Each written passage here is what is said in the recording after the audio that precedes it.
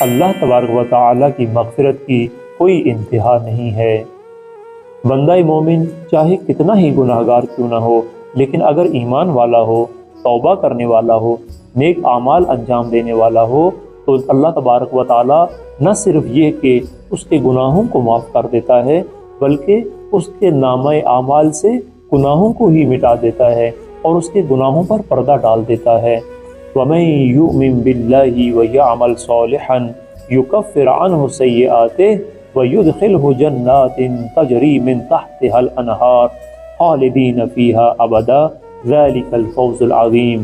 تو جو کوئی بھی اللہ پر ایمان لائے گا، نیک اعمال انجام دے گا، تو اللہ تبارک و تعالیٰ اس کے گناہوں کو مٹا دے گا اور اس کو ایسے باغات میں داخل کرے گا، ایسی جنتوں میں داخل کرے گا کہ جس کے نیچے نہریں جاری ہوں گی اور ہمیشہ اس میں رہے گا۔ یہی سب سے بڑی کامیابی ہے۔